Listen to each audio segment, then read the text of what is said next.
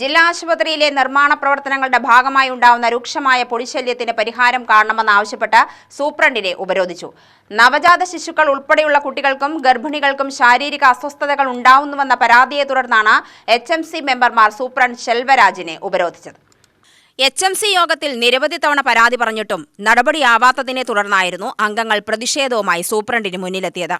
കരാറുകാരനെ വഴിവിട്ട് സഹായിക്കുന്നതിന്റെ ഭാഗമായാണ് ജില്ലാ പഞ്ചായത്ത് പൊടിശല്യത്തെ നിസ്സാരവൽക്കരിച്ചു മുന്നോട്ടു പോകുന്നതെന്ന് HMC മെമ്പർമാർ കുറ്റപ്പെടുത്തി.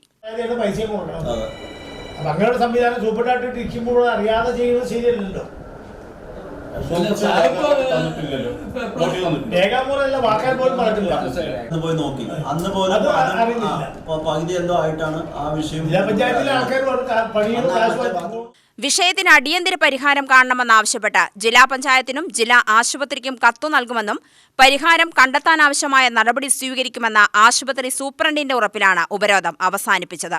പൊടിശല്യം അതിരൂക്ഷമാണ്.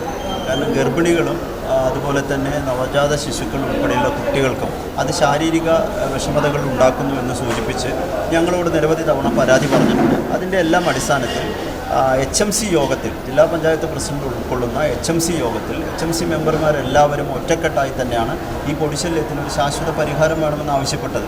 6 മാസമായിട്ടും യാതൊരു വിധത്തിലുള്ള നടപടിയും സ്വീകരിക്കാത്ത സാഹചര്യത്തിലാണ് ഇന്ന് സൂപ്രണ്ടിനെ ഉപരോധിക്കാൻ തീരുമാനിച്ച് ഞങ്ങൾ ഈ പ്രതിഷേധം സൂപ്രണ്ടിന് മുന്നിൽ രേഖപ്പെടുത്തുന്നതിന് വേണ്ടി ഇവിടെ എത്തിയിരിക്കുന്നത്. ഈ വിഷയത്തിൽ അടിയന്തര പരിഹാരം കാണാത്ത പക്ഷം ഞങ്ങൾ ശക്തമായിട്ടുള്ള മറ്റു സമര മാർഗങ്ങളുമായി മുന്നോട്ട് പോകും. സൂപ്രണ്ട് എന്താ പറഞ്ഞത്?